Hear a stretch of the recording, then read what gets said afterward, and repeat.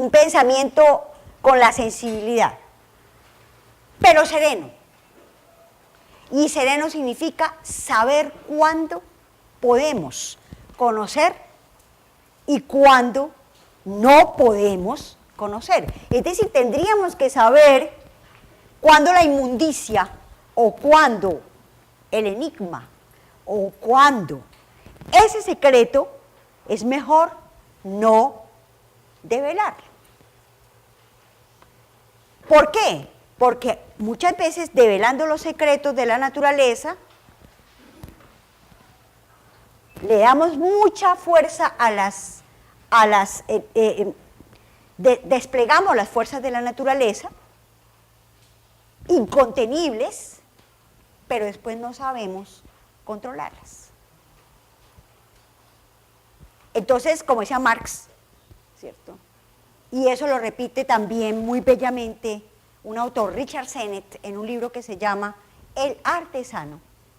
Dice Sennett que los que estudian sociología y los que estudian arquitectura y los que estudian todo el tema de ciudad lo saben, han leído a Richard Sennett. Richard Sennett dice, el hombre se ha dedicado a despertar fuerzas de la naturaleza, fuerzas que se convierten en incontenibles y que él después no sabe cómo controlarlas. Entonces, ¿cuándo podemos nosotros investigar y potenciar fuerzas de la naturaleza y cuándo no? Tendríamos que tener algo así como lo que se está hablando de cierta cautela. Tendríamos que saber y tener cautela y tener cuidado para saber qué investigamos, cómo lo investigamos y cuándo es posible investigar. ¿Por qué? Porque es que ese delirio Fausto es una descripción poética pero profundamente dolorosa de lo que ha sido esta civilización. Sobre todo lo que ha sido la modernidad. El delirio fáustico es lo que caracteriza nuestra modernidad. Entonces nosotros estamos construyendo, y con ustedes, por supuesto, estamos construyendo una propuesta de pensamiento ambiental amplia que nos permita una interpretación de la crisis ambiental, una interpretación de lo ambiental desde distintas perspectivas. ¿Para salirnos de qué? Para salirnos del reduccionismo, para salirnos de esta reducción, de esta precisión en la que hemos estado amputados y autoamputados, y para poder entonces hacer propuestas de investigación, hacer propuestas que permitan una comprensión amplia y rica de lo que significaría lo ambiental. No el medio ambiente, sino lo ambiental. Ahí está la palabra clarita, lo ambiental. Porque este lo es muy bueno, es muy importante. Este lo nos permite colocarnos, nos permite nombrar muchas cosas. Nos permite nombrar la crisis ambiental, nos permite nombrar todo lo que configura lo ambiental, la cultura, los ecosistemas, las relaciones entre culturas y ecosistemas, que son las que configuran el medio ambiente. Nos permite comprender pensamiento ambiental, nos permite comprender legislación, nos permite comprender derecho, nos permite comprender justicia, nos permite comprender técnica y tecnología con fines ambientales. Ese lo nos permite entonces nombrar muchas cosas y no reducirnos a una sola. Entonces, claro, la propuesta que nosotros venimos construyendo también está influida por Augusto Ángel Maya. Ahí hay otra fotografía de Augusto. La sesión pasada les había mostrado una parecida, pero esa había sido tomada para los muchachos de Ingeniería Ambiental de la Universidad C de Palmira, de la Nacional C de Palmira. Tienen una bella organización que se llama GIA, Grupo de Estudiantes en Ingeniería Ambiental, y le pusieron el nombre Augusto Ángel Maya. Y tomaron esta fotografía e hicieron esa especie como de medalla hermosa donde está este pensador. ¿Por qué es tan importante? Porque es nuestro, porque es de la Universidad Nacional de Colombia, porque fue profesor muchos años de la Universidad Nacional de Colombia, porque murió en Cali en el 2010. La semana pasada entonces les decía, él es el que crea los institutos de estudios ambientales de todas las sedes, acompañado de todos nosotros. Pero él, digamos, es una persona importante dentro de la Universidad Nacional de Colombia. No hay un auditorio que se llame Augusto Ángel Maya. De una vez les digo, no hay nada que se llame Augusto Ángel Maya. Lo único que se llama Augusto Ángel Maya es el grupo de estudiantes de Ingeniería Ambiental de Palmira, que se pusieron ese nombre, el grupo que trabaja el tema del pensamiento ambiental y estos cursos que nosotros trabajamos, nuestro seminario permanente de pensamiento ambiental, que tenemos en Manizales. Todavía no hay auditorios, ni hay laboratorios que tengan el nombre de él. Posiblemente no los haya. ¿Por qué? Porque fue un hombre muy crítico. Porque fue un hombre que le cuestionó en su cara, frente a frente y con argumentos muy, muy importantes, cuestionó qué era lo que se estaba enseñando en nuestras universidades, para qué se estaba enseñando, con qué fines estábamos educando seres humanos absolutamente amputados de la naturaleza. Seres humanos que incluso desprecian y creen que la naturaleza es un objeto de producción industrial. Augusto fue capaz de hacer ese cuestionamiento. Entonces seguramente no habrá ni auditorios ni laboratorios que se llamen como él. Él construye entonces esta diapositiva que va a ser muy importante también para el taller que van a hacer ustedes. Este es lo que se llama la propuesta ecosistema cultura. Pueden mirarlo, yo lo voy a ir explicando, porque es muy importante que comprendan en qué consiste esta propuesta para hacer una interpretación de lo ambiental, porque ahí van ustedes a ver por qué nosotros acudimos a la pintura, a la poesía, al cine. Les voy a recomendar que vean una película, los que quieran, por supuesto. La traje acá, pero tuvimos problemas técnicos, no hay un sonido. Entonces, no vamos a ver esos 3 videos, esas 3 escenas de esa película, pero ustedes la pueden bajar de internet, la pueden alquilar, pero ahora todo lo podemos bajar de internet. Entonces, bueno, utilicemos eso para conseguir bellas obras de arte. Ahora les digo, por ahora les voy a explicar esto que llamamos propuesta de investigación ambiental ecosistema cultura. Esto está en un libro, El reto de la vida, publicado por la Universidad Nacional de Colombia y por la Universidad Autónoma de Occidente y por Ecofondo. Son libros que se consiguen, están aquí en el IDEA, incluso pueden ir ahora al IDEA y pueden conseguirlo, pedirlo prestado en el centro de documentación, está en la biblioteca. El libro se llama El reto de la vida y fue publicado en 1995.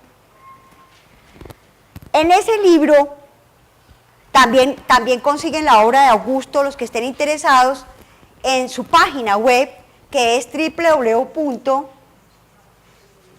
augustoangelmaya.org. También ahí consiguen y pueden bajar toda la obra de Augusto Ángel.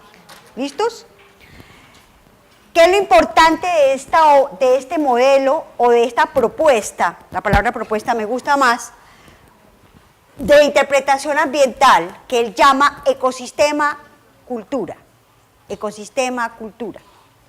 Ojo a esto, que Augusto coloca tanto los ecosistemas, que los expresa pues de manera muy, muy sencilla con ese triángulo, y el sistema cultural, ambos sistemas, sean los que sean, sea el ecosistema de la Sierra Nevada de Santa Marta y la cultura o las culturas indígenas que están en la Sierra Nevada de Santa Marta, los coquis, los uas, ¿no es cierto?, que están en la Sierra Nevada, sea el ecosistema de Medellín, porque Medellín está en un ecosistema, así creamos que el ecosistema es por allá el campo, no, nosotros estamos asentados en un ecosistema que es un ecosistema de montaña, valle, este es el valle de Aburrá, y los valles están entre dos montañas, y los valles han sido horadados por el agua durante millones de años hasta generar los ríos, el río Medellín en este caso. Esto es un ecosistema. ¿Y la cultura? ¿Cuál? Esta ciudad, esto que somos, esto es una cultura.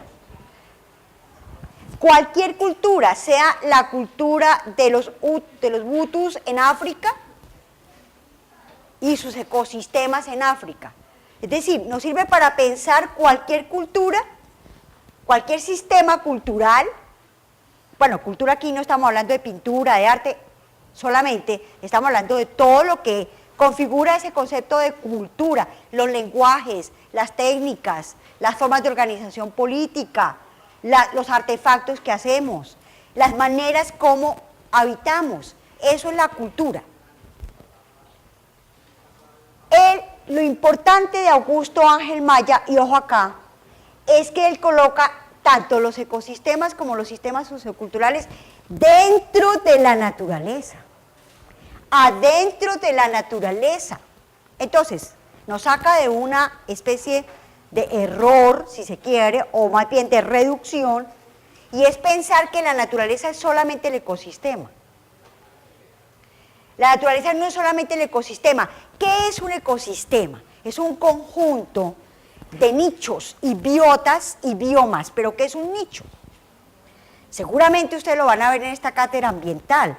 Habrá alguien que venga y les explique bellamente cómo se van interrelacionando los nichos con entre sí para configurar las biotas. Las biotas entre sí para configurar los biomas. Y los biomas entre sí para configurar el ecosistema. ¿Y qué es un nicho? El nicho es el núcleo básico de un ecosistema.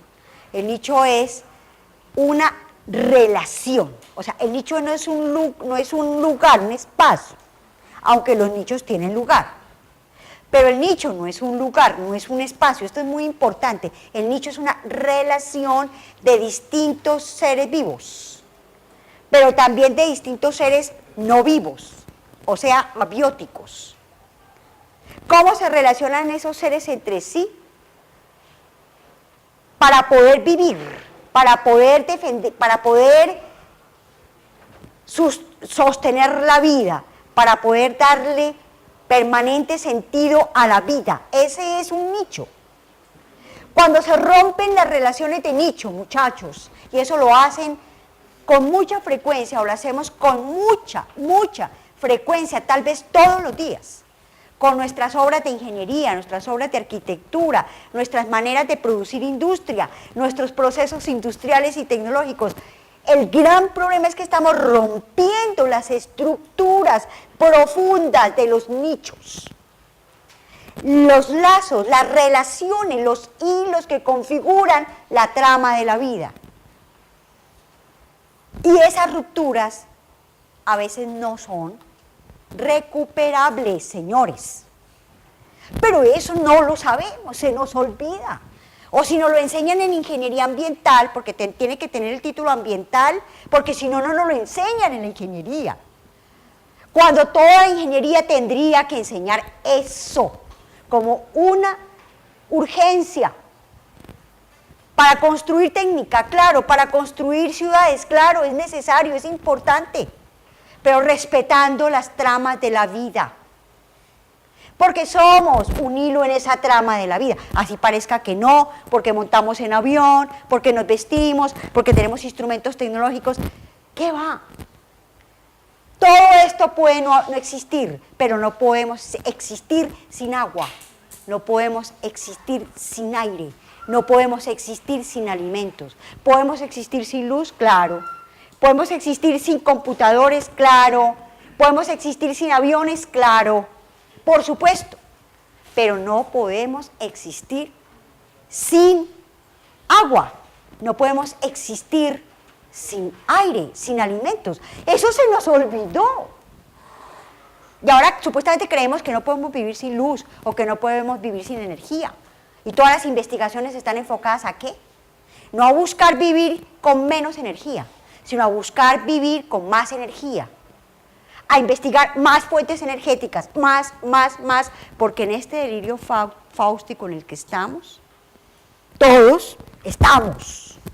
Este delirio fáustico nos volvió una cultura voraz, ávida, la frasecita feíta, pero de Goethe. Yo no me la inventé, es una frase de Goethe que dice, ¿no es cierto? No hay inmundicia donde no queramos meter la nariz.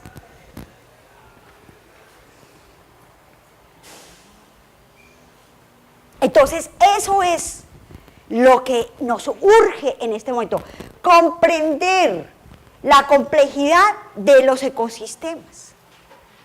Pero no decir que los ecosistemas y solo los ecosistemas son naturaleza, porque resulta que nosotros, con nuestros sistemas simbólicos, con nuestras técnicas, con nuestras redes simbólicas, nuestros lenguajes, nuestras ciencias, nuestras universidades, nosotros también estamos en la naturaleza. Y también emergimos de la naturaleza, señores. ¿Qué es lo que hace entonces la propuesta de Augusto Ángel? Acaba con la diapositiva primera. ¿Cuál era la diapositiva primera? A ver, ¿tú te acuerdas cuál era la primera diapositiva? ¿La de quién? La de Alberto Durero. ¿Y qué nos significaba esa diapositiva? Dime, la escisión, el creer que no éramos naturaleza, que ella estaba al otro lado de la cuadrícula y que nosotros tendríamos entonces que meter esa naturaleza en una cuadrícula, en unas coordenadas cartesianas y explicar esa naturaleza en términos cuantitativos, copiarla en términos cuantitativos. ¿Sí ven? Que esta es diferente, opuesta a la de Durero. Ahora, el problema, la culpa, por favor, no digan, es que Alberto Durero pensaba, no. Es que nos estamos inspirando en esa pintura de Alberto Durero para poder explicarles a ustedes esa separación. No es que Alberto Durero haya dicho que el hombre no está por fuera de la naturaleza. Por favor, eso que quede claro. Entonces, Augusto Ángel sí va a decir, el hombre no está por fuera de la naturaleza, el hombre está en la naturaleza, pero está de una manera distinta, dice Augusto, a cómo están los ecosistemas. ¿Por qué?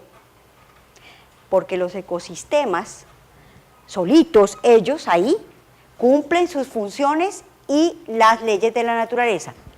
Pero los sistemas socioculturales no siempre comprenden las leyes de la naturaleza, no siempre cumplen ni respetan las leyes de la naturaleza. Es más, los seres humanos tenemos que hacer reuniones, conferencias, congresos, tenemos que tener senados, cámaras, tenemos que tener una gran cantidad de cosas para poder construir nuestras propias leyes. Jamás ustedes verán una reunión de leones, tigres, jirafas, discutiendo las leyes de la naturaleza, ¿cierto? De pronto alguna película boba de Walt Disney, que además hacen unas películas muy bonitas. Pero jamás uno vería las hormigas y las abejas y todos los animales del ecosistema y las plantas reunidos discutiendo una ley. Nosotros sí. Nosotros sí, y a veces no nos podemos poner de acuerdo.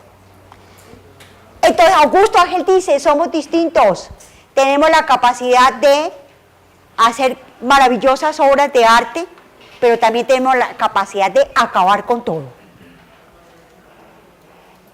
Y eso es lo que nos hace maravillosos, no mejores ni peores. No somos ni mejores ni peores que las otras especies del planeta. Somos distintos y cada especie es distinta. Entonces dice Augusto, Tanto los ecosistemas como los sistemas socioculturales están en la naturaleza, son naturaleza, emergen de la naturaleza. Con eso él colocó al ser humano en la naturaleza. ¿Saben qué hizo? Lo que Hölderlin en el siglo finales del 18, 1799, estaba diciendo en el poema, ser uno con todo lo viviente.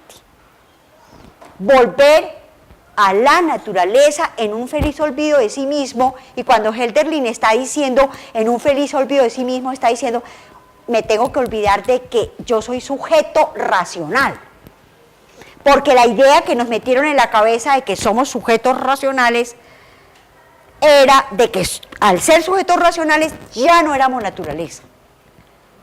Tenemos que olvidar que somos sujetos racionales y volver a ser seres humanos, que sienten, que piensan, que aman. Tenemos que disolver ese sujeto racional. Y ese concepto de objetividad también tenemos que continuar disolviéndolo, porque la tarea de disolución del sujeto y del objeto la han venido haciendo varios y muy importantes filósofos, investigadores. Por ejemplo, Federico Nietzsche comenzó a hacer una tarea de disolución del sujeto, volverlo a colocar en la tierra. Federico Nietzsche va a decir, el superhombre no es el de Hitler, el superhombre es aquel que se aferra a la tierra. Ojo que esa es una bellísima concepción de lo que es ser hombre en toda su magnitud. Hannah Arendt va a decir, la condición humana es la condición política, y la condición política de todos los hombres es la labor, el trabajo y la labor, o sea, la relación permanente, inseparable con la naturaleza. ¿Por qué? Porque es que si no, ¿cómo habitamos la tierra? Otra cosa importante de este modelo ecosistema-cultura, que es la que nos ayuda a recoger lo que hemos mostrado en poesía, en pintura, lo ambiental. Miren acá, lo ambiental. Entonces lo ambiental no está aquí solamente, sino que está en la relación que se da en la naturaleza, sobre la naturaleza, con la naturaleza, desde la naturaleza, como naturaleza que somos. O sea, todas esas preposiciones, en, sobre, desde, ¿cierto? Con, porque esas son preposiciones. Para entender que no estamos hablando de una naturaleza afuera, sino que estamos en la naturaleza, sobre la naturaleza, con la naturaleza, desde la naturaleza que somos, se va dando una relación permanente, inseparable. Dejemos de respirar 10 minutos, nadie puede. Si acaso los que hacen apnea, de pronto pueden dejar de respirar hasta 4 minutos, pero con mucho esfuerzo, y ya empiezan a morirse. Pero por eso digo, dejemos de respirar. No podemos. La relación con la naturaleza, con los ecosistemas, o con la naturaleza ecosistémica es permanente. No se puede cortar ese lazo. ¿Y qué le pasó a la modernidad? La modernidad quiso cortar ese lazo. Por eso Augusto Ángel, en la introducción a su libro La fragilidad ambiental de la cultura, nos va a decir, el problema de esta cultura es que es una cultura esquizofrénica. ¿Ustedes saben quién es un esquizofrénico? ¿Qué es un esquizofrénico? ¿Quién se comporta como esquizofrénico? ¿Qué significa la palabra esquizofrenia? ¿Saben eso? Esquizofrénico, la esquizofrenia es una enfermedad que significa romper amarras con la realidad, romper relaciones con la realidad. Entonces el esquizofrénico es el que dice, yo soy la Virgen María, y yo llego acá y les digo, mucho gusto, ¿cómo están? Yo soy la Virgen María. Ustedes se mueren de la risa y dicen, los de la idea, invitan a una profesora loca. Porque esquizofrénica, porque vino a decir que ella era la Virgen María y que todos ustedes eran los apóstoles y Jesucristo, uno bonito que esté por ahí Jesucristo. Claro, entonces la esquizofrenia es una pérdida del sentido de realidad. Entonces la palabra se utiliza también, y es terrible, es una enfermedad muy dolorosa. Esquizofrenia es dolorosa porque la persona ve cosas, piensa cosas, oye voces interiores y puede llegar a suicidarse, a morirse por esquizofrenia. La relación entre la cultura y el ecosistema es, ojo a esto porque esto no me lo han podido entender, y a Augusto tampoco se lo entendieron. Y no se lo entendió el Ministerio de Educación Nacional, y no se lo entendió el Programa de Naciones Unidas para el Medio Ambiente, y no se lo entendió la UICN, y no se lo entendió la ORPALC, y no se lo entendieron las instituciones donde Augusto trabajó como asesor a nivel latinoamericano, o dando sus conferencias en el mundo. Porque él es uno de los seres más conocidos en el pensamiento ambiental mundial. No es fácil entender lo que voy a decir. El ambiente, lo ambiental, no es ni el ecosistema solo, ni la cultura sola. Además, porque eso es imposible. Lo ambiental es el contacto, la relación permanente entre los dos. Eso es lo que va configurando el ambiente. Por eso cuando uno habla de una crisis ambiental, tiene que hablar de una crisis de la cultura. ¿Augusto qué hizo? Augusto sacó la preocupación ambiental en muchos de los lugares donde estuvo, la sacó de una preocupación meramente biologicista o ecologicista. Y él decía claramente, lo ambiental no es lo ecológico. Y yo les aseguro que muchos van a seguir diciendo y van a seguir confundiendo lo ambiental con lo ecológico. No, lo ambiental no es lo ecológico. Necesitamos saber ecología, pero no nos quedemos ahí. Lo ambiental emerge de la relación entre ecosistema y sistema cultural. Eso es lo ambiental. ¿Entendieron? Es decir, ¿qué es lo ambiental? No es ni el ecosistema ni la cultura, sino la relación profunda, la relación permanente, la relación viva, la relación sin la cual no es posible la cultura. Es que no sería posible la cultura sin el ecosistema. Es una relación, y eso se llama lo ambiental. Por favor, esto debe quedar muy claro, para que no sigamos pensando que el ambiente son los recursos naturales, que es la reducción absolutamente ingenua de lo que es lo ambiental. Bien. Por tanto, la preocupación del pensamiento ambiental no es la misma preocupación que, por ejemplo, se dio en el siglo XIX en Europa, o en el siglo XVIII en Europa, en el campo, por ejemplo, de la configuración de las teorías del conocimiento. La preocupación de las ciencias europeas, naturales y humanas, y sociales, la preocupación de las ciencias que se configuran a partir del siglo XVII, es una preocupación metodológica y epistemológica que tiene que ver con el cómo conocemos. Entonces, esta diapositiva va a ser muy importante en el despliegue de la disolución, que es la propuesta que traemos. ¿Por qué? Porque aquí la preocupación ya no es cómo conocemos. Esa es la preocupación del pensamiento moderno. Y cómo refinar ese conocimiento para que ese conocimiento sea cada día más exitoso y produzca más datos. No, esa no es la preocupación del pensamiento ambiental. La preocupación del pensamiento ambiental será cómo habitamos. Entonces, la preocupación del pensamiento moderno es como conocemos. Ojalá transformemos el pensamiento. Es que el problema es que nos volvimos unos copiones.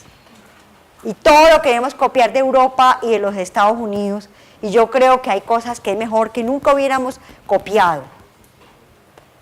Que nunca hubiéramos caído en esa trampa. Pero claro, los procesos de colonización han sido muy fuertes y muy crueles. ¿Cuántos millones de personas murieron en la época de la conquista y la colonia? 50 millones de indígenas en toda América. Eso no es nada despreciable.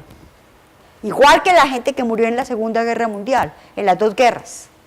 50 millones de personas muriendo por colonización. Es decir, porque no aceptaban hablar el español, o hablar el portugués, o hablar el inglés, sino que decían queremos hablar nuestra lengua. Porque no aceptaban adorar a los dioses judíos, a los dioses traídos por allá de un sitio que ni conocemos, que sin embargo todos creemos en él, y que decían queremos seguir amando a nuestros propios dioses. Es que nuestros dioses son ese sol, nuestros dioses son esa montaña, son esa rana, son esa serpiente, son ese jaguar. Y claro, los mataban porque les decían, si ustedes no creen en nuestros dioses, si ustedes no hablan nuestra lengua, si ustedes no entran a hacer nuestra cultura, ustedes no son seres humanos. Y los mataban. Les contaba hace 8 días que los cortaban en pedacitos y les tiraban las crónicas de Indias. Búsquenlas en internet, que para eso sirve el internet, no solo para estar pegados de Facebook. Busquen crónicas de Indias en internet y busquen las maravillosas y terribles pinturas que se hicieron mostrando la atrocidad de lo que fue la colonización española en América. Pues para que también nos vayamos sacudiendo un poquito, yo sé que ustedes ya lo hicieron, pero seguirnos sacudiendo de pensar que nosotros tenemos que imitar a ellos, a los del norte, a los europeos, tenemos que construir nuestro propio sur. Entonces esta propuesta es muy interesante porque nos recupera en la naturaleza y nos coloca a volvernos a pensar en la naturaleza. Ese volvernos a pensar que somos naturaleza es invertir el mapa que tenemos, porque el mapa que tenemos mental de lo que somos es que no somos naturaleza. Que la naturaleza es sucia, que la naturaleza es inferior, que los animales y plantas y que todo lo que no somos seres humanos es inferior, está sucio, son brutos, son ignorantes, no sienten. En ese imaginario nos han creado, muchachos. Afortunadamente eso ha ido cambiando. Pero aún necesitamos pensar más ambientalmente. Necesitamos seguir transformando ese mapa mental, seguir cambiándole la dirección a esa América que somos sur, seguir construyendo un pensamiento sur. El pensamiento ambiental es de alguna manera un poco, intenta ser un pensamiento del sur, del sur. En cambio la palabra ethos, propuesta desde el pensamiento ambiental, ethos, va a significar la relación. Ojo a esto, muchachos, que pensar que ustedes se vayan. La relación entre el habitar y el hábitat, esta relación, que es de alguna manera esta relación. La relación entre el habitar y el hábitat, donde se confunde el habitar con el hábitat, donde solo es posible habitar en la comprensión del hábitat, donde solo es posible habitar en el respeto por el hábitat. Entonces, lo ambiental, el pensamiento que se preocupa por lo ambiental, es el pensamiento que se preocupa por el ethos ambiental. ¿Qué significa ethos ambiental? Cómo nos relacionamos. Cómo construimos nuestra propia casa, las ciudades, lo urbano, la vida rural, es una preocupación del hábitat humano. Necesitamos un pensamiento ambiental cuando estamos trabajando el tema del hábitat. Eso lo acabamos de trabajar en conocimiento de acción que se hizo en Manizales. Yo fui comentarista de todo lo que se planteó que era el hábitat. Fue la escuela del hábitat de acá, fueron todos los del hábitat de acá. Nos unimos allá con el grupo de pensamiento ambiental y se hizo un evento lindo. Yo no sé si algunos de ustedes fueron, porque ellos lo que nos pedían a nosotros era, por favor, coloquen pensamiento ambiental en lo que se está trabajando sobre hábitat, porque se está preparando el Foro Mundial del Hábitat, que va a ser aquí en Medellín, en esta sede. Y necesitamos, ahora más que nunca, pensar el hábitat en términos éticos. Es decir, no como un valor ético, sino como el lugar por excelencia habitado. Es decir, lo ambiental es un etos. Por tanto, si en esta cultura moderna hablamos de una crisis ambiental, es porque estamos hablando de que esta relación es una relación que no ha permitido el florecimiento de los ecosistemas y de la cultura, sino que es una relación que ha devastado los ecosistemas y devastado las culturas. Entonces es una relación donde se está destruyendo el ambiente, se está construyendo el infierno en la propia tierra. Lo dijo García Márquez en una conferencia que dictó. ¿Saben quién es García Márquez, no? En una conferencia que dictó en Ixtapa, México, en 1986, 40 años después de la explosión de la bomba atómica en Hiroshima y Nagasaki. Ahora vamos a hablar un poco sobre la bomba atómica, que es la máxima expresión del delirio fáustico. Decía García Márquez, no necesitamos buscar el infierno en otros planetas, no necesitamos inventarnos un infierno por fuera de la Tierra, estamos construyendo nuestro propio infierno, porque estamos devastando, destruyendo, acabando con todo. No tenemos que ir a buscar el infierno y podemos construir nuestro propio cielo, si queremos, o nuestro propio infierno. Ahí se la dejo a ustedes, que son los próximos pensadores y ingenieros y sociólogos y antropólogos y personas que van a trabajar en esta cultura, en esta sociedad. Ahí les dejo. ¿Vamos a contribuir a que se siga construyendo un infierno en esta tierra? Ese es el problema del etos ambiental.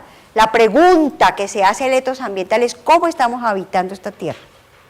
No es cuáles son los valores. A ver, díganme un listadito de valores para enseñar ética ambiental. No, no es eso. Es cómo estamos construyendo esta tierra. Yo parezco el demonio con este cable. Parece que yo le hubiera vendido el alma al diablo, pero yo en realidad no se lo vendí. A las relaciones entre estos dos sistemas, estamos hablando del ecosistema y el sistema sociocultural desde sus singularidades. Ahora, son sistemas vivos. No estoy hablando de software, ni estoy por el lado de la ingeniería de sistemas, que bebe de la teoría de sistemas algunas cosas. Estoy hablando de sistemas vivos.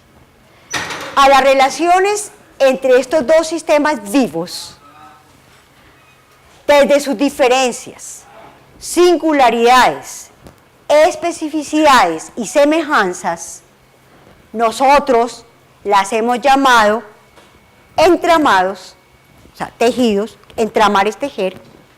Y miren esta retahíla, cópienla. Entramados epistémicos guión, éticos guión, estéticos guión. ¿Por qué ponemos esos guiones? Porque queremos decirles a ustedes que cuando uno piensa en maneras de conocer, que sería una cuestión epistémica, está también pensando en maneras de habitar, que tiene que ver con la cuestión ética. Relación entre lo epistémico y lo ético. Coligación profunda entre lo epistémico y lo ético. Pero, para poder habitar De acuerdo a nuestras maneras de conocer, necesitamos construir, hacer, crear. ¿Qué? Aquello que nos permita habitar de la manera que conocemos. Y a eso lo estamos llamando estéticos. Esta palabrita es muy importante, de vida. Porque no son entramados epistémicos, éticos, estéticos de muerte. No son entramados epistémico, ético, estéticos de producción industrial. No son entramados epistémico, ético, estéticos de, de explotación de la tierra. Son entramados epistémico, ético, estéticos de vida. O sea, estamos hablando de la vida. No estamos hablando de la explotación de los recursos naturales. De eso se van a ocupar ustedes, los ingenieros industriales o los ingenieros de operaciones, o se van a ocupar los empresarios, y los empresarios no han podido introducir el pensamiento ambiental, a pesar de que exista la Escuela de Canadá y todas esas cosas interesantes, pero es que el problema de la empresa y la administración de empresas es que la administración, desde que nace, ya nace con el diablo por dentro. Ella nace con el delirio fáustico por dentro, porque la administración tiene su origen en la construcción de maneras de cuidar la industria y la empresa capitalista. Y, por supuesto, ese delirio fáustico obedece a un pensamiento de explotación y de acumulación y de enriquecimiento infinito, gracias a la explotación infinita de la tierra. Y esa es la característica fundamental del capitalismo, no solo como sistema económico, sino como manera de pensar de una cultura. Por ejemplo, muchos sistemas socialistas son así, con la diferencia de que es un socialismo, de que no es un señor capitalista, sino que es el Estado. Pero la explotación es la misma, la devastación es la misma y peor. Cuba, por ejemplo, que es un Estado socialista o comunista en medio de un mundo capitalista, tiene bellos ejemplos de maneras de habitar poéticamente. Porque el hecho de que Estados Unidos le haya cerrado a Cuba las puertas y lo haya bloqueado económicamente, hizo que Cuba se inventara maneras de reciclar, de reutilizar, de compartir, de solidaridad, etc. Pero hay otros estados socialistas o estados comunistas en el mundo que siguen la lógica del capitalismo, solo que ya no es un señor capitalista, sino que es el Estado. Pero la lógica es la misma, es la devastación, la explotación. Entonces necesitamos urgentemente tejer otros entramados distintos. La preocupación nuestra es por la vida.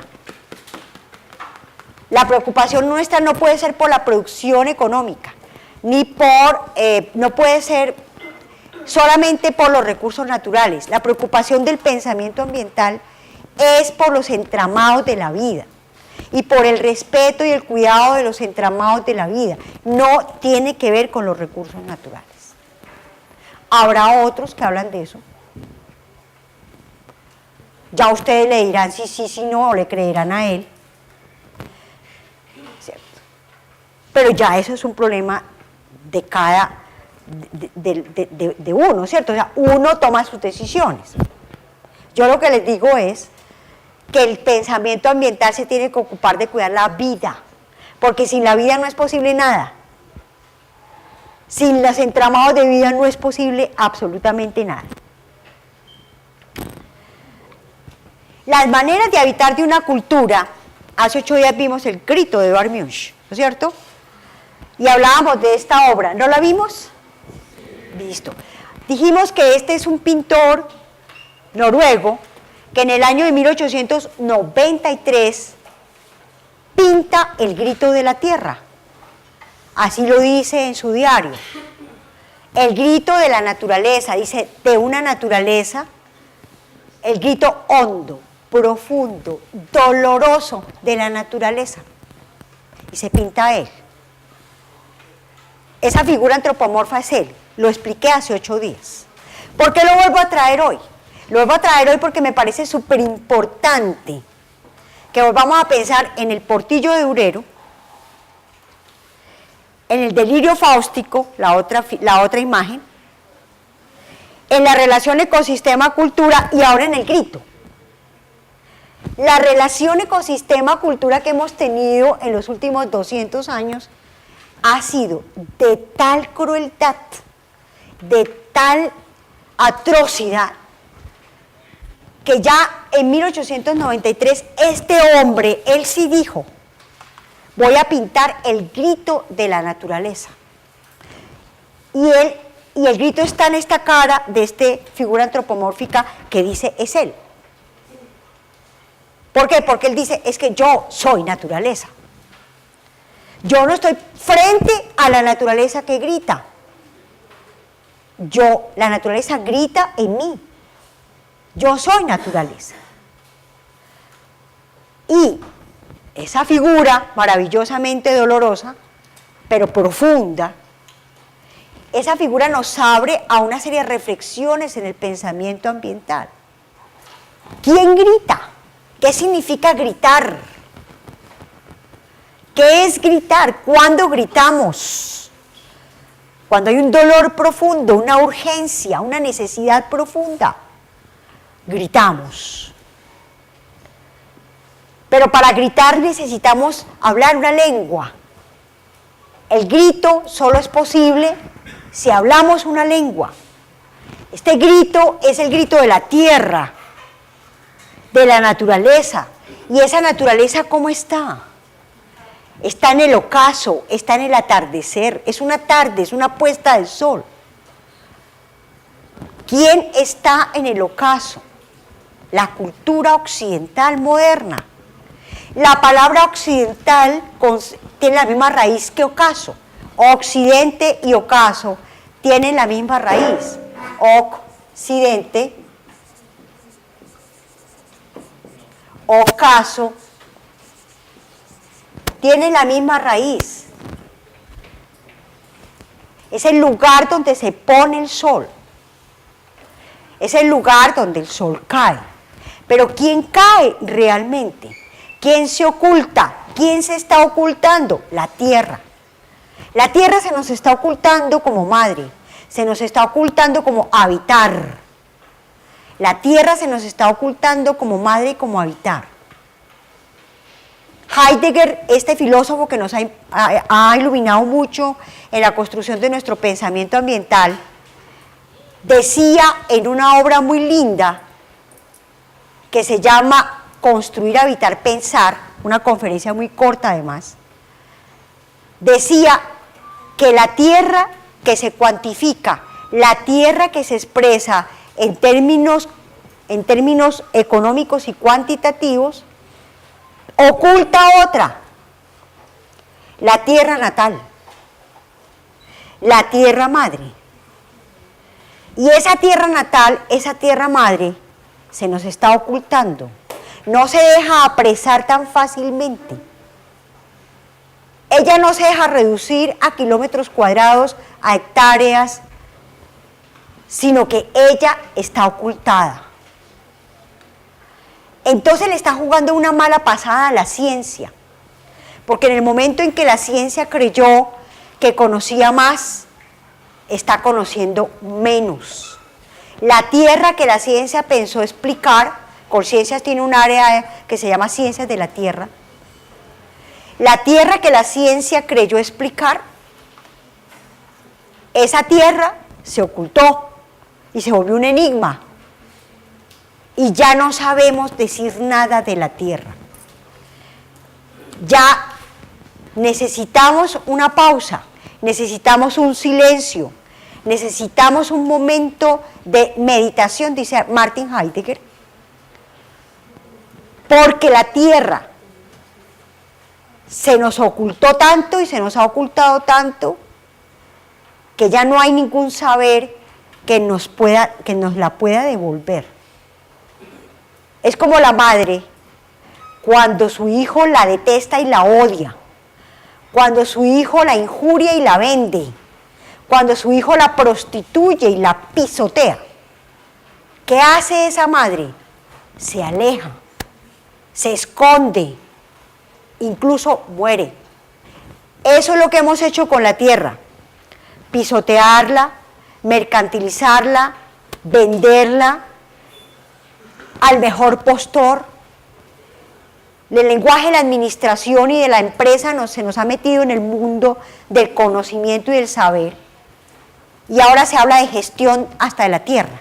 Entonces, gestión de la naturaleza, gestión de recursos, gestión del conocimiento, gestión de la tierra, gestión. ¿Sí? Todo se nos volvió una técnica de la gestión. Entonces estamos en un mundo de una pobreza de pensamiento y de una gran riqueza de tecnologías, y de una gran riqueza de software, y de una gran riqueza de objetos, de cosas, y de una gran riqueza que ya no sabemos qué hacer con tanta cosa que nos inventamos. Pero se nos olvidó, dice Martin Heidegger, pensar. Y dice, la ciencia no piensa, explica. Y la preocupación por la ciencia de Heidegger es una preocupación compartida. Es una preocupación compartida, por ejemplo, por Manfred Eichen. Vamos a ver algunas cosas de Manfred Eichen.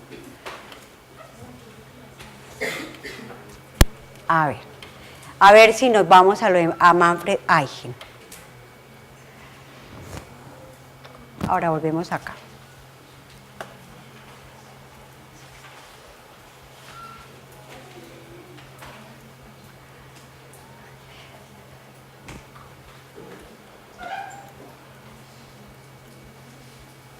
Este es un hombre maravilloso.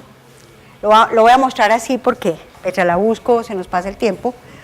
Este hombre se llama Manfred Eichen y es un físico químico. Premio Nobel de Química en 1967.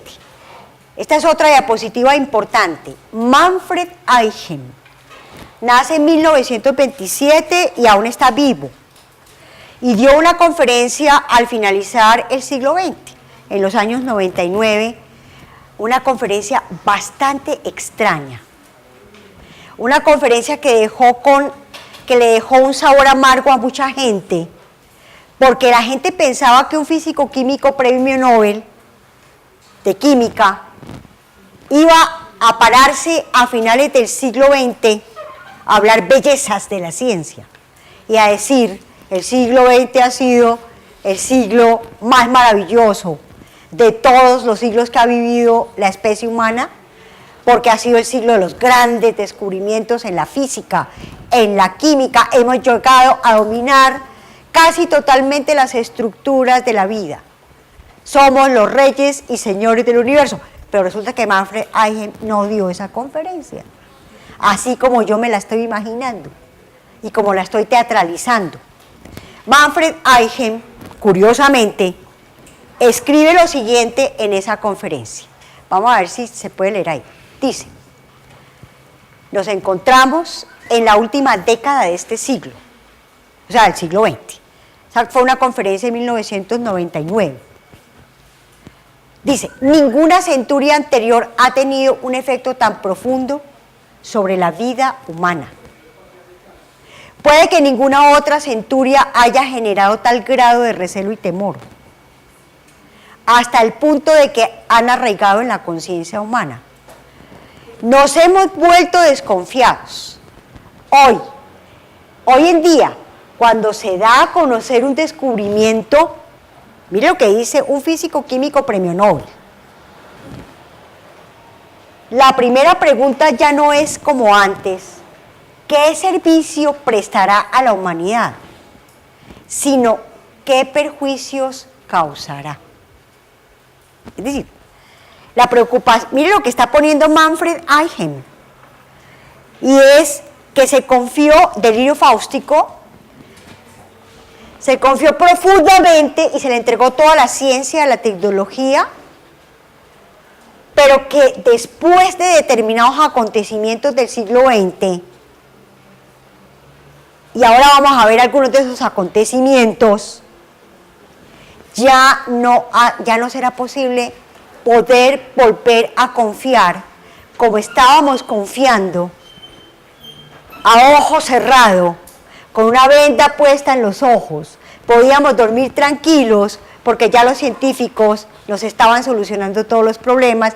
Dice Manfred Eichen, ya no estamos confiando en la ciencia y en la tecnología. Incluso ahora decimos, no qué beneficios traerán sus nuevos descubrimientos, sino qué perjuicios causarán.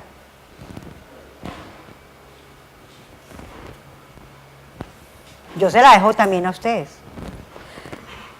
Pero a mí me parece muy interesante que un hombre de la calidad de Manfred Eichen esté diciendo eso. Y una señora que se llama Hannah Arendt, en un libro que publica hacia 1955, la primera publicación, se llama La condición humana, ella también va a decir que todas las grandes investigaciones científicas y tecnológicas que se construyeron en secreto y se siguen construyendo en secreto, están causando un perjuicio total sobre el planeta. Y que a los científicos se les olvidó la necesidad de poner en discusión pública, pero público no es la consulta previa ni esas cosas, poner en discusión pública sus investigaciones. Porque ¿cómo es posible que decisiones como la que toma el gobierno de los Estados Unidos en 1945 y antes, desde 1935 con la construcción de la bomba atómica, donde se contrataron los mejores físicos y los mejores ingenieros y los mejores científicos del mundo, que vivieron en unas mansiones a lo Beverly Hills, mejores que las de Jennifer López y las de esos otros, en la ciudad de, se me fue el nombre, en Nuevo México, donde se construyó el famoso laboratorio que se llamó el Gran Proyecto Manhattan, Los Álamos, se llama la ciudad, en la ciudad de Los Álamos, en Nuevo México. ¿Cómo es posible que estos científicos y que la ciencia y que la tecnología dedique sus mayores presupuestos, un Estado dedique sus mayores presupuestos para la construcción de un arma que puede acabar en un segundo o en 5 segundos con medio planeta? Esa es una pregunta ética. Y esa pregunta no la hacen ni los curas ni las monjas, que serían los que, según pensamos, son los que hablan de la ética, sino que esa es la pregunta que se tienen que hacer, según Manfred Eichen y según Hannah Arendt. Esa es la pregunta que se tienen que hacer los científicos y los tecnólogos. O sea, que la ciencia está exigiendo una ética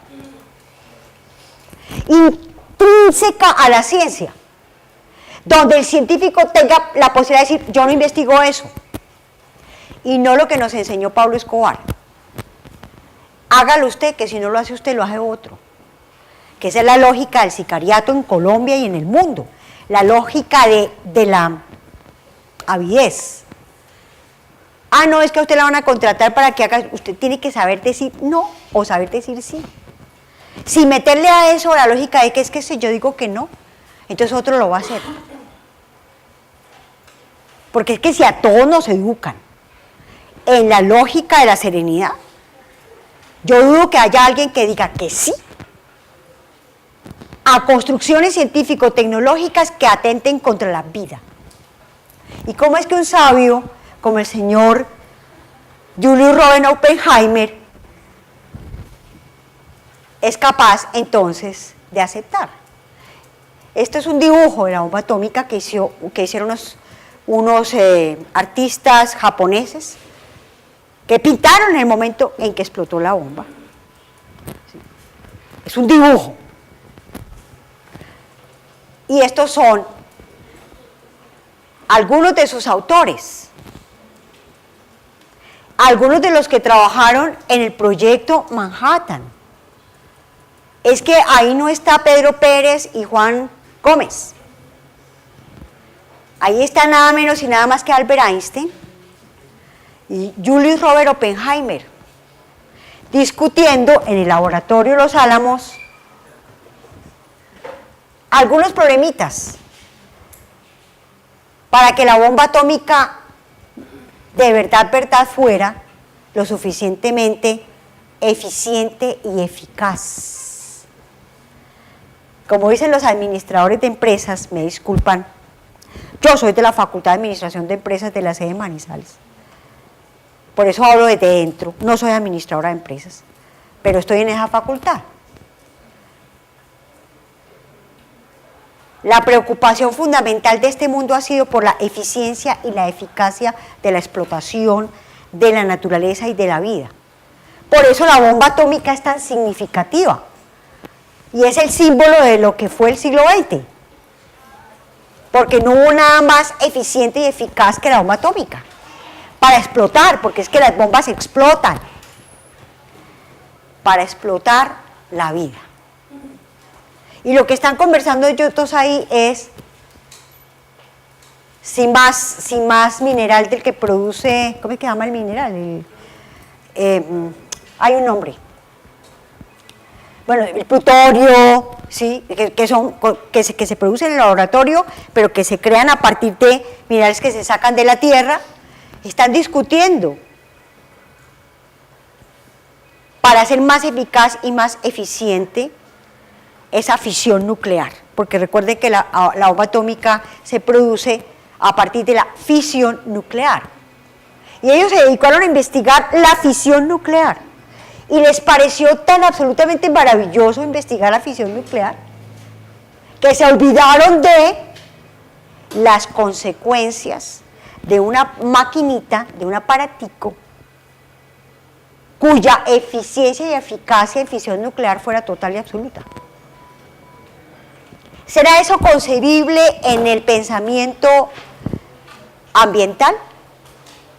El pensamiento ambiental tiene que introducirse en nosotros, en nuestros corazones, de una manera tal que nos permita pensar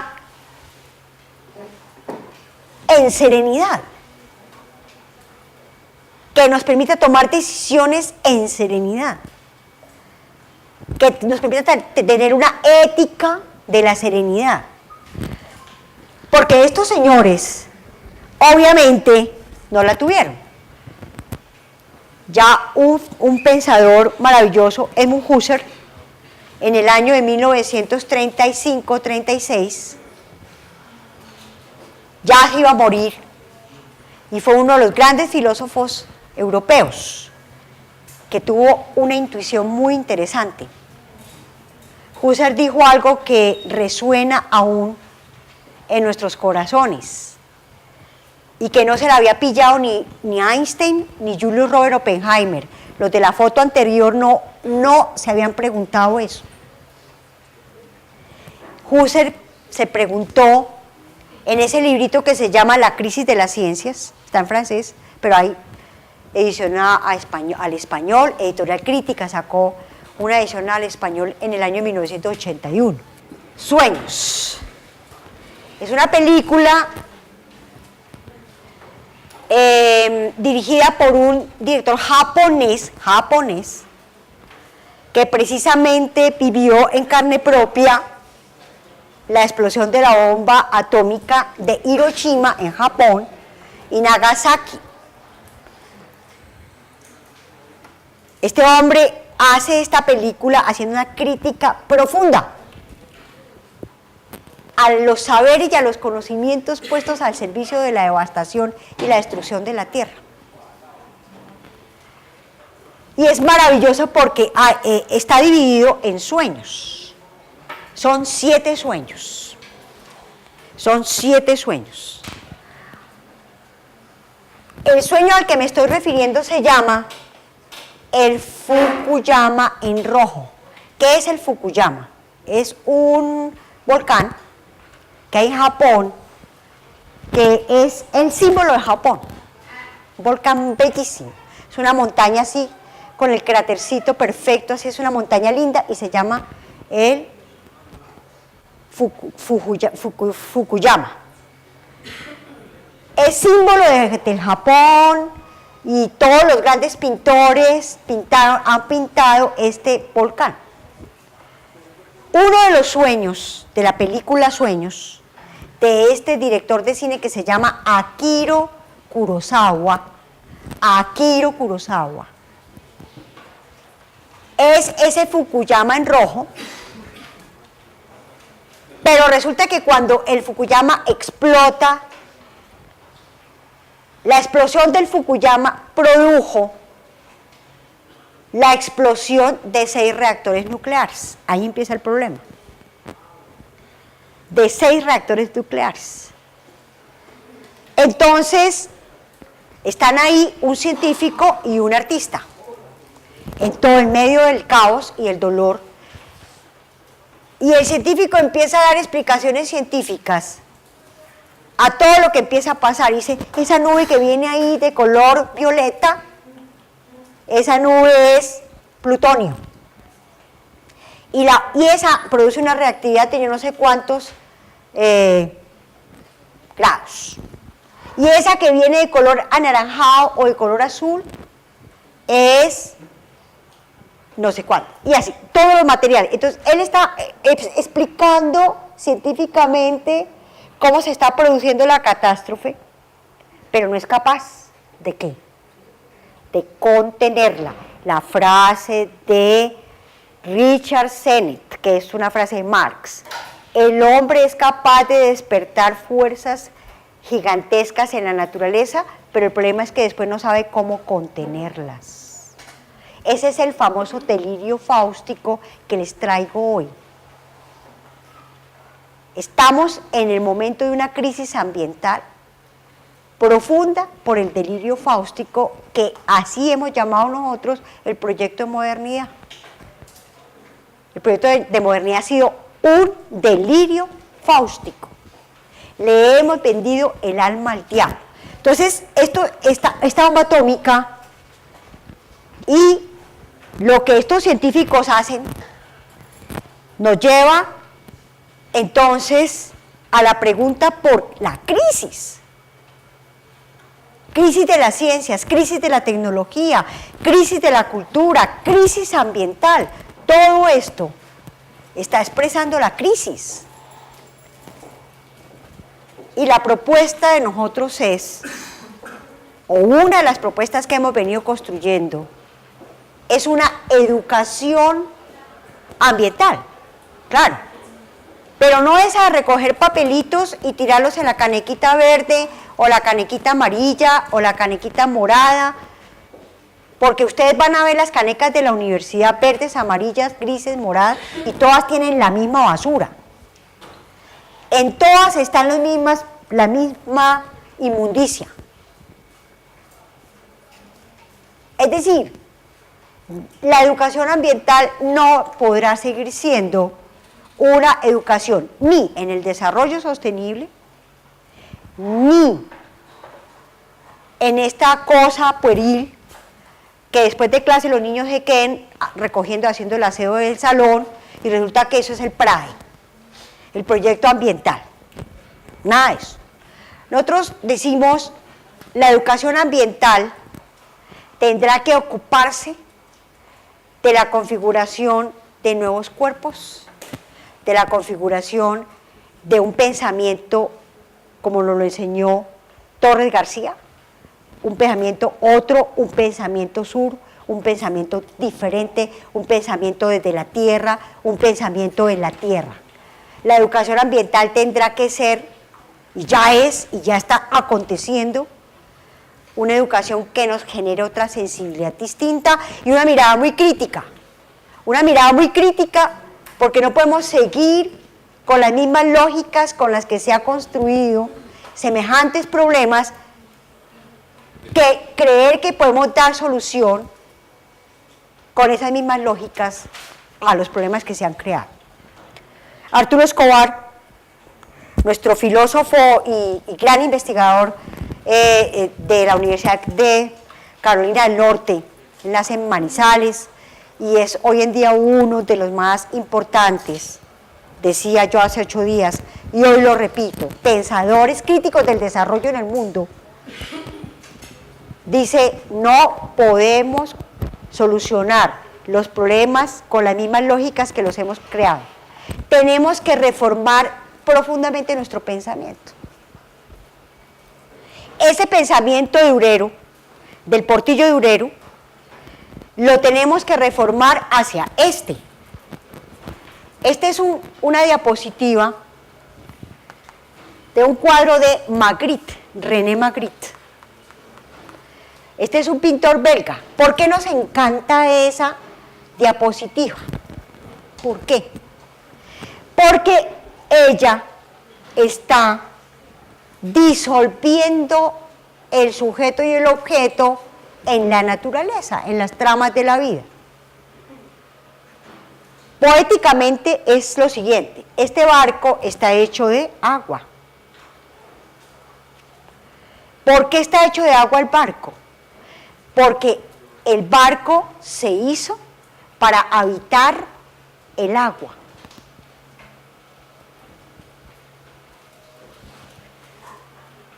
Por eso está hecho de agua.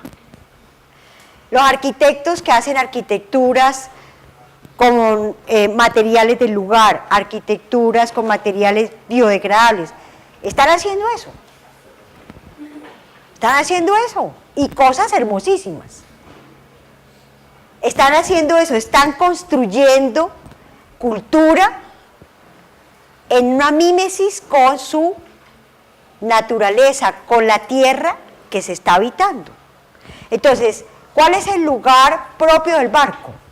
El lugar propio del barco es el mar, el agua. Por eso el pintor nos pinta el barco de agua. Para decir, estamos hechos del lugar que habitamos. Comprender eso hace parte del pensamiento ambiental. Estamos hechos del lugar que habitamos. Y la pregunta es también, ¿qué lugar estamos habitando? Salgamos a las calles. Miremos toda la crisis y la problemática que hay en nuestras ciudades. Ese es el lugar que estamos habitando. La pregunta también es súper crítica. Mire de lo que estamos hechos. Estamos hechos de un lugar que hemos construido que ya se está convirtiendo en ese pequeño infierno del que hablaba García Márquez en su conferencia de Ixtapa, México. Es decir, nuestra propuesta está un poco, por lo menos, motivada en ese libro que se llama El reencantamiento del mundo. ¿Por qué insistimos tanto en esa palabra reencantamiento del mundo? Porque necesitamos tener sentido de vida. Necesitamos reencantarnos. Necesitamos volver a la tierra, volver a la naturaleza, en un feliz olvido de que somos sujetos racionales. Como nos lo proponía, o como nos lo ha propuesto también, un gran paisajista, Caspar David Friedrich. Hace 8 días yo hablé de él.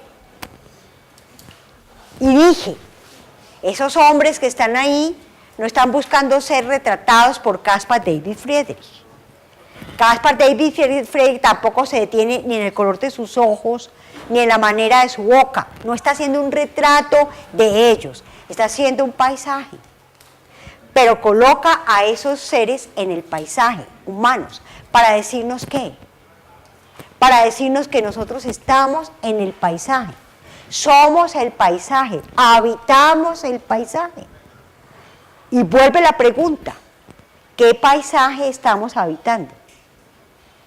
La hacíamos hace 8 días.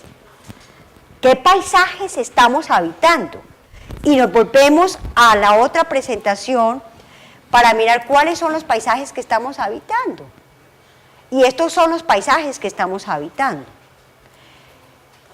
vamos a coger cogerlo de los paisajes desde más arriba, mejor me voy a quedar así.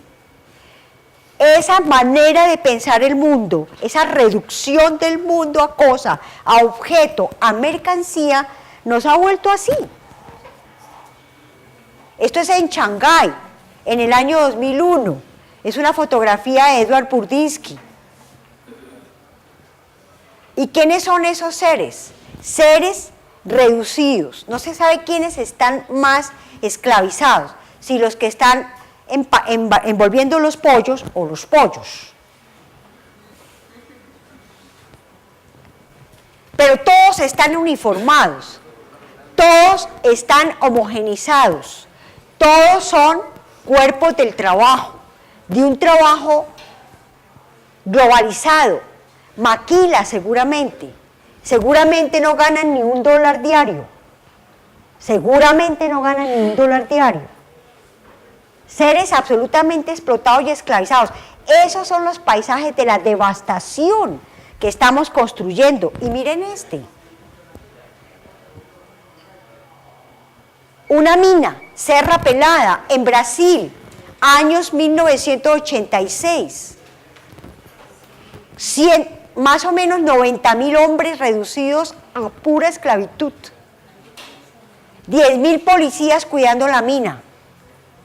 Pero no cuidando los hombres que están ahí trabajando de sol a sol, cayéndose y muriéndose del hambre y del absoluto cansancio, sino que los 10.000 policías están cuidando el oro de la Colossus, de la Vale, esto era de la Vale, la canadiense. Y los 10.000 policías cuidando el oro, no cuidando las personas que están trabajando ahí. Es que, ojo, miren en lo que estamos, delirio fáustico. Estamos viviendo una crisis que podemos definir perfectamente como ese gran delirio fáustico. Miren esta otra. Díganme si esto no es un grito. Tiene la misma, casi que la misma expresión, yo aquí lo tengo, del famoso grito de Edvard Munch. Es una boca gritando. Aquí es la naturaleza que grita en él, pero en la diapositiva que estábamos viendo, ya no es una boca, es esta. Esa es una boca que grita.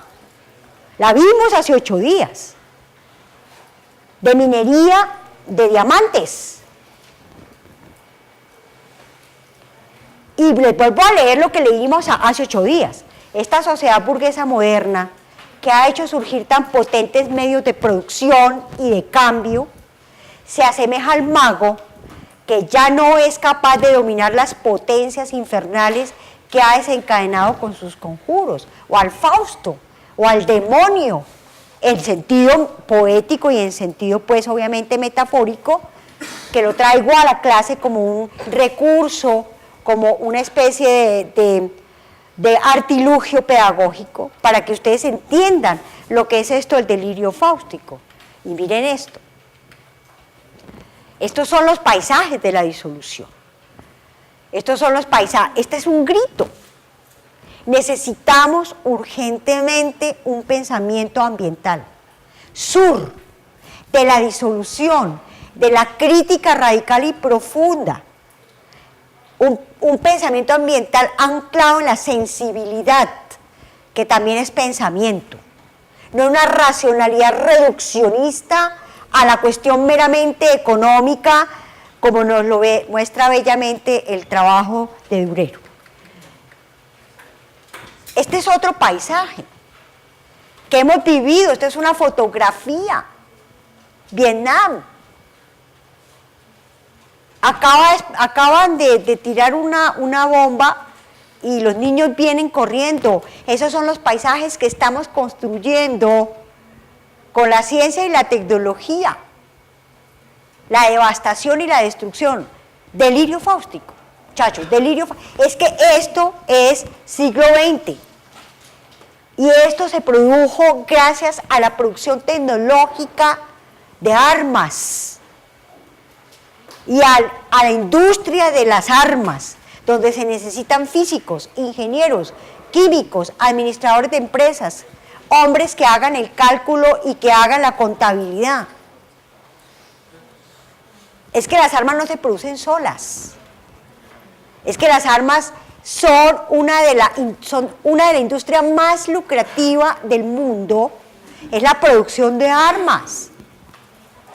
Claro, la ciencia y la tecnología producen otras cosas, muchas de ellas maravillosas, esas que se producen y que son maravillosas y que permiten el florecimiento de la vida en el planeta, dejémoslas. Pero hay otras que no podemos seguir estando con ellas y tenemos que tener la capacidad ética de tomar esas decisiones. Y miren esta, la obra de nosotros. 3 libros que están marcando un compás de pensamiento ambiental en nuestra escuela. La primera, donde empezamos a hablar de la necesidad de una educación estética.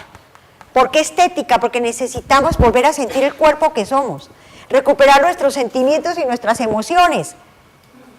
Desde chiquitos nos dijeron, y sobre todo a los hombres, dijeron: no llore, usted no es una nena, deje de ser nena. Y la mamá fue una de las que le dijo a los hijos eso.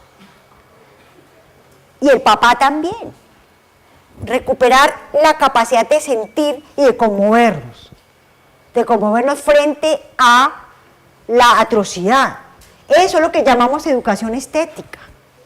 Que usemos obra de arte, claro, usamos obra de arte, porque queremos es que la gente sienta. Yo aquí no traje una sola estadística. Fueron 2 clases donde no hubo estadísticas. La cosa más cercana a la matemática era el cuadro de Durero. Yo no traje estadísticas porque lo que busco es pensar distinto y que pensemos distinto. Aquí ya está nuestro proyecto, nuestra propuesta de educación ambiental, de pensamiento ambiental, reencantar el mundo, pero para reencantarlo necesitamos desencantarlo. Y uno sí se desencanta del mundo cuando ve esto. Uno sí se desencanta. Yo me desencanto. Yo digo, si la producción si China, que es el modelo de la economía no sé cuántas, ¿es esto? Yo no quiero ser una cosa de esas. Ni quiero que mi gente y mi país y la gente que vive en estas latitudes caiga, sea metida en un galpón, más, no se sabe como hemos dicho, no se sabe quién está más sometido, si el pollo, porque estos son los que empacan pollo, o el empacador de pollo. Tampoco hubiera dado un peso por estar en esta mina de la Serra Pelada. Así fuera sacando oro, además porque hay del que se sacara un gramito de oro. Le venían los 10.000 policías encima para matarlo, porque lo que se estaba defendiendo era la riqueza de la Colossus, de la Vale, perdón. No se estaba defendiendo la vida. Y miren, yo creo que esto desencanta al mundo. ¿A cuánta distancia se tomó esta fotografía para poder que veamos en toda su magnitud ese agujero en la tierra producido por la minería a cielo abierto? Eso es un grito. Si eso no nos desencanta al mundo, ¿qué nos desencanta? Necesitamos ese desencanto, esto nos desencanta al mundo. ¿Para qué? Para llegar a una tercera, y hemos pasado entre esta y esta, o entre esta y esta, hay otras cosas que se han escrito, otras cosas que se han publicado, pero pensamos que esos son como 3 momentos de lo que yo les quería traer a ustedes acá. El último es este librito que llamé Cuerpo Tierra, que es ya volver a la tierra, a reconocernos como cuerpo tierra y a asumirnos que somos y estamos hechos de la tierra y que por tanto ella es nuestra madre. Eso es un poco la propuesta de ese tercer libro. Y hay otras obras que ustedes pueden bajar de la web. Pensamiento ambiental en tiempos de crisis, conceptos, imágenes e imaginarios del desarrollo, emergencias alternativas del habitar contemporáneo, que es un libro colectivo, donde hacemos una crítica muy fuerte al desarrollo y una propuesta. porque así como hacemos la crítica fuerte, hacemos la propuesta.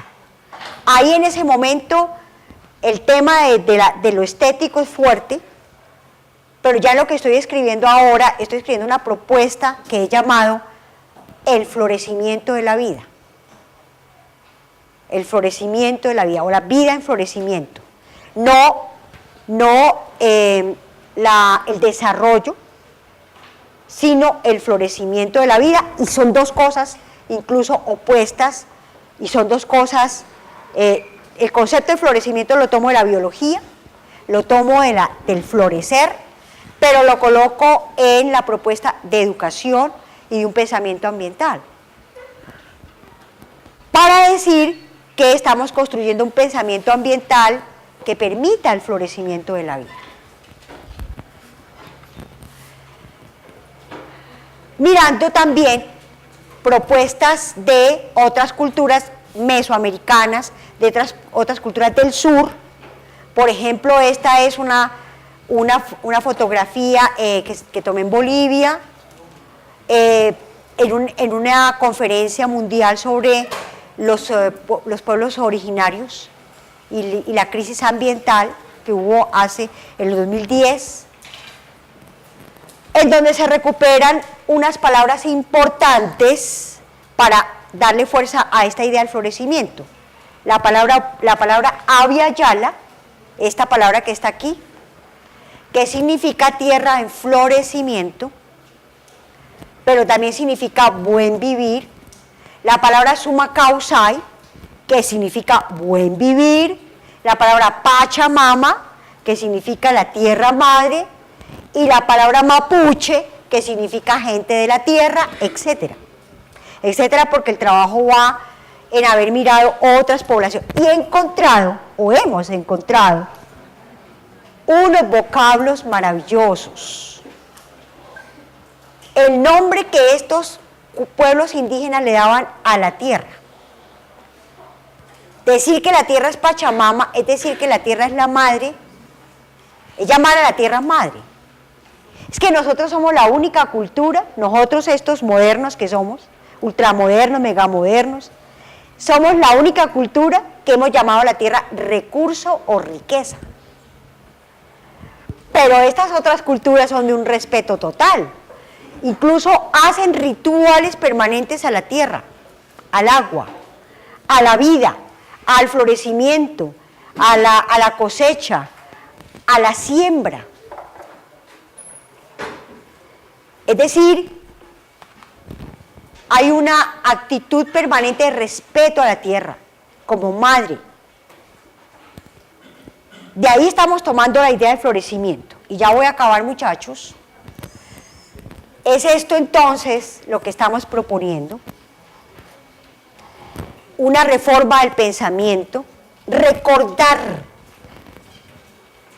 construir paisajes que nos permitan recordar que podemos ser otra cosa, que podemos invertir el orden de las cosas que nos enseñó y que nos siguen enseñando los estados colonizadores. Reformar profundamente nuestra manera de habitar, cambiar de dirección, cambiar de punto cardinal. Esto es una metáfora que nos permite todas esas posibilidades. Esta pintura, porque me encanta, Tarsila do Amaral, donde el pie es mucho más grande que la cabeza.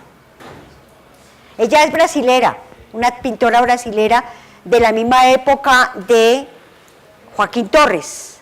Y miren, observen, pinta una racionalidad pequeña junto a un seno muy grande, mostrando cómo ante todo nosotros somos, y la vida es alimento, es nutrición, es la tierra nutricia, la tierra madre. Y ese pie grande que está significando que le interesa permanentemente estar en la tierra, a ras de la tierra.